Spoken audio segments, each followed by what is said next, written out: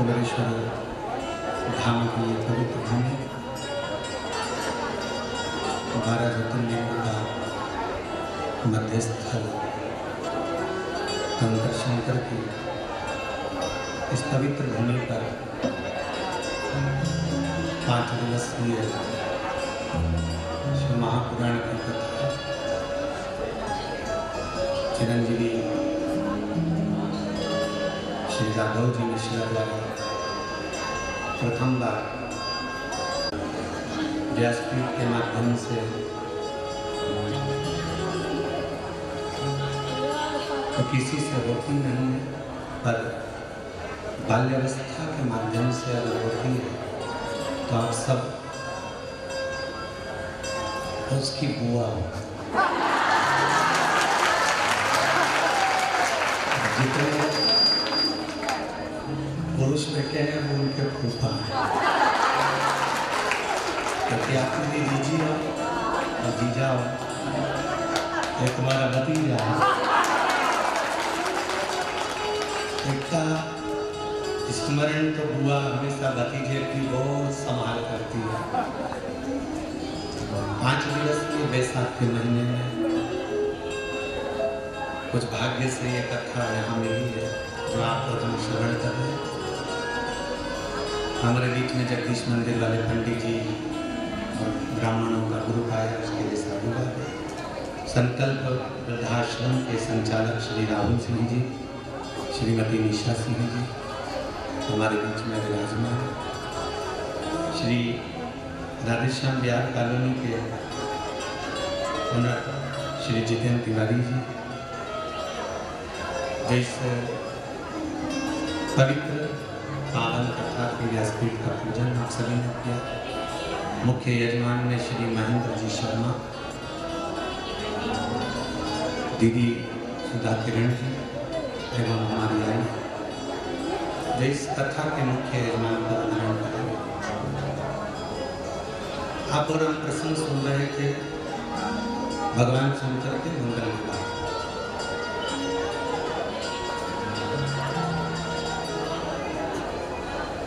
शिव जी की शादी हो चाहे अपने घर में किसी का भी मंगल, उसमें 7 भावर डलते हैं और इन सभी भावर में पहली भावर का इतना महत्व नहीं होता, दूसरी भावर का इतना महत्व नहीं होता, तीसरी भावर का इतना महत्व नहीं होता, चौथी 5वीं भावर का भी इतना महत्व नहीं होता जितना 6ठे नंबर की भावर का होता है। 6ठे नंबर की भावर को हमारे सनातन हिंदू धर्म में उलट-पटे की भावर कहते हैं। उलट-पटे से मतलब है कि अभी तक कन्या वर के दाईं ओर बैठी थी, अब इस 6ठी भावर को घूमने के बाद में कन्या वर के राइट हैंड में नहीं बैठेगी, सीधे हाथ में नहीं बैठेगी, अब कन्या उल्टे हाथ पर बैठेगी, लेफ्ट में बैठेगी। जब भगवान देवादित्य महादेव की मंगल में भावर चल रही थी, 5 भावर पूरी हो चुकी थी उनकी। वासुकी नाग सामने खड़ा भाई की भाई सम्मुख में वासुकी नाग ठहरा हुआ था और अपने फन को फैलाया।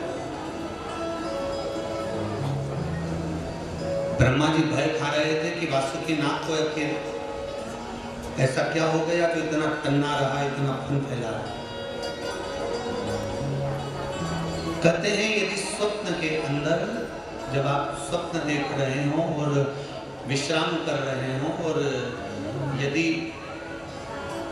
सुबह का समय हो, ब्रह्म मुहूर्त का समय हो, 4 बजे से लेकर सुबह 7 बजे तक 8 बजे तक भी अगर आप कोई नींद लेट खुल गई या एक बार उठने के बाद वापिस सो गए और स्वप्न आ गया और उसमें कोई सांप अगर आपको दिख गया शिवालय में, बगीचे में, आपके घर के द्वार पर स्वप्न में वो सांप दिख गया, उसने थन अपना फैलाकर आपको दर्शन दिया तो हमारे यहाँ अगर लिंग पुराण को पढ़ा जाए तो लिंग पुराण का जो 7वां अध्याय होता है उसमें वर्णन किया जाता है कि जब ब्रह्म मुहूर्त के समय पर सर्प के फण फैलाए हुए दर्शन अगर हो जाते हैं तो ये मानकर चले कि आपकी समझ लेना कि अब जो दुख की घड़ी थी वो टल चुकी है और नई करवट आप बदलने वाले हो, आपकी जिंदगी आगे बढ़ेगी। वासुकी नाग सामने फण फैलाकर बैठा। अब ब्रह्मा जी भावर हो गई, 2 भावर हो गई, 3 भावर हो गई, 4 भावर हो गई, 5 भावर हो गई, कोई वासुकी नाग की ओर से कोई सम्मुख में कोई ऐसा भाव प्रकट नहीं, ये तो कुछ दिख ही नहीं रहा। फिर ऐसा क्या हो गया कि ये 6ठी भावर होने वाली है और वासुकी नाग फन फैलाकर बैठ। और सुंदर बात कही है, एक बहुत सुंदर प्रसंग हमारे सम्मुख में है कि बेलपत्र के वृक्ष के नीचे आप अनायास बैठे हुए। कई लोग प्रश्न करते हैं, गुरुजी यदि हम घर में शिवलिंग, पार्थिव शिवलिंग का निर्माण करते हैं, अगर ये प्रसंग संपूर्ण विश्व के लोग अगर श्रवण कर रहे हैं तो बहुत सावधानी से सुनिएगा। जितने लोग YouTube के माध्यम से श्रवण कर रहे हैं तो बड़े ध्यान से सुनिए। मान लो घर के अंदर पार्थिव शिवलिंग का निर्माण कर रहे हो, पार्थिव शिवलिंग का निर्माण घर के अंदर कर रहे हो, तो उस समय पर शिवलिंग के ऊपर मिट्टी का सर्प बनाया कि नहीं बनाया उससे कोई मतलब नहीं होता। उस समय पर केवल शिवलिंग का होना बहुत जरूरी है। पर यदि बेलपत्र के वृक्ष के नीचे कभी अनायास आपका मन कर जाए कि आज मेरा मन है कि किसी बेलपत्र के वृक्ष के नीचे की मिट्टी उठाऊं और वहां पर मैं भगवान शंकर का शिवलिंग बनाऊं, दुर्लभ शिवलिंग।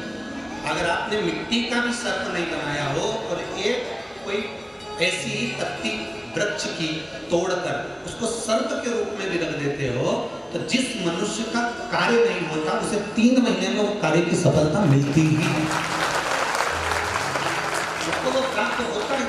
भले मिट्टी का शिवलिंग के सम्मुख में सर्प बना कि नहीं बना, मिट्टी का सांप बनाया कि नहीं बनाया, घर में पार्थिव शिवलिंग के साथ सांप बनाया कि नहीं बनाया, उससे कोई मतलब नहीं है। बनाया तो ठीक, ना बनाया तो ठीक। पर बेलपत्र के वृक्ष के नीचे जब हम पार्थिव शिवलिंग का निर्माण करते हैं तो उस पर सर्प बनाना जरूरी हो जाता है, क्योंकि वहां हमारी मनोकामना पूर्ण होती है। तो वो जो वासुकी नाग बैठा वो अपने फण को फैला, और वासुकी जब फण को फैला रहा है तो ब्रह्मा जी ने वासुकी के पास में पहुंचे और ब्रह्मा जी वासुकी के पास में जाकर कहते हैं, वासुकी आखिर हुआ क्या जो तुम फण फैला रहे हो? तो कहा, अब मेरे देवाधिदेव महादेव के वाम अंग में माता पार्वती जी विराजमान होने वाली है। वाम अंग में पार्वती जी विराजमान होने वाली है, हाँ। तो उससे तुम्हें किस बात की प्रसन्नता है?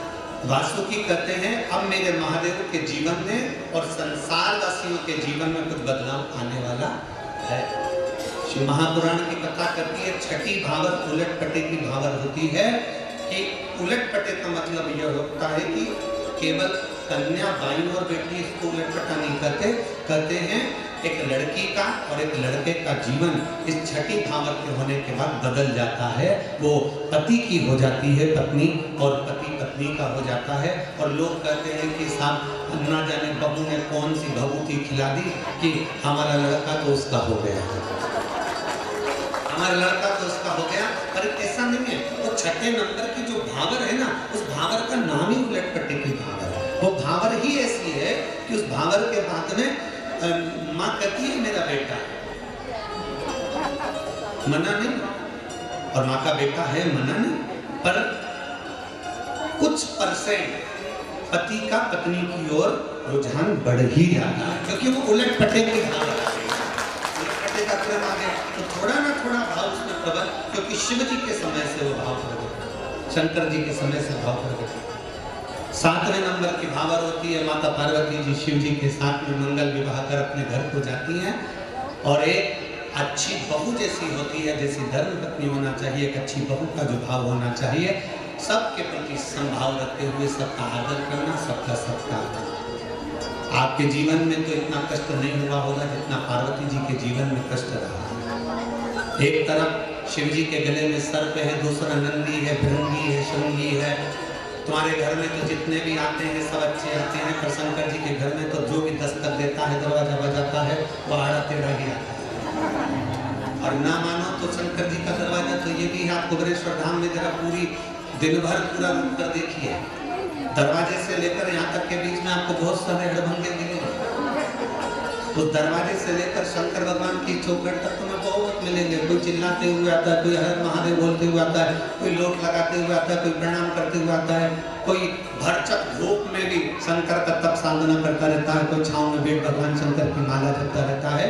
तो यहाँ अड़भंगे बहुत मिले आपको। इस पूरी कंकर शंकर की धरा पर कहते हैं 12 ज्योतिर्लिंग के मध्य की भूमि है। एक कंकर को भी उठाकर अपने दिल की बात कहकर उसकी पूजन कर ग्रहण रख देते हैं। कुछ कंकर में से एक कंकर भी अपने घर लेकर जाते हैं तो 3 महीने के अंदर मेरा भोलेनाथ वापिस बुला भी देता है। ये वो पवित्र है। सारी दुनिया में शंकर जी की पूजन होती है, कंकर की पूजन होती है। यहाँ केवल एक कंकर को उठा करके अपने दिल की बात कहकर हम देवादिदेव महादेव को समर्पित कर देते हैं।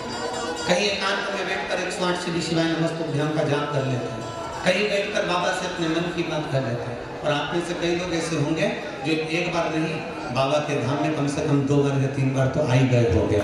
बाबा आपको बुलाएंगे और खाली नहीं बुलाता बाबा, आप आते हो, दिल से बोलकर जाते हो और बाबा बुला लेते हैं। कितने साल की बात है? 7 महीने का। बाबा की कृपा, धाम से आया बाबा की कृपा। कई लोग ऐसे बाबा के धाम आते हैं, विनती करते हैं, निवेदन। 15 साल बाद आया है, 15 साल बाद वापस आया है। 15 साल के बाद आया है बाबा ने दिया है। लिया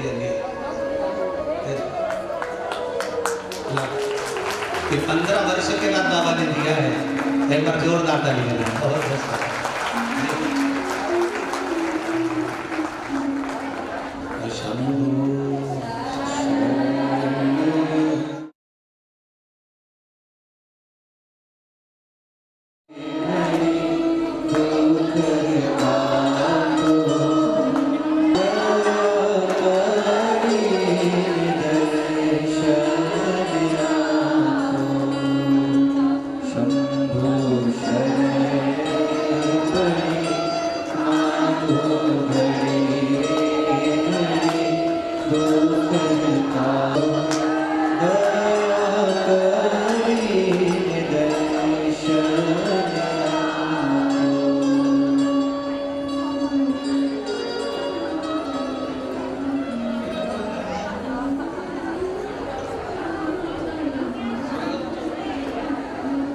एक बार जोरदार ताली बजाएं। 15 वर्ष के बाद बाबा ने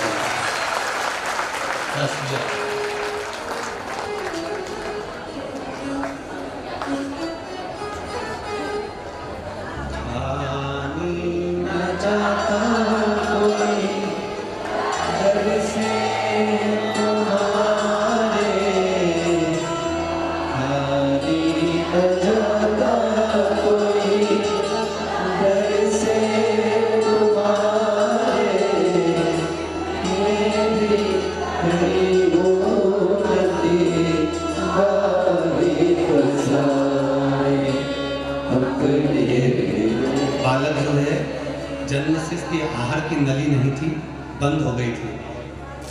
बाद में यहाँ आकर विनती कर गए तो आहार की नली वापिस आई और आहार की नली काम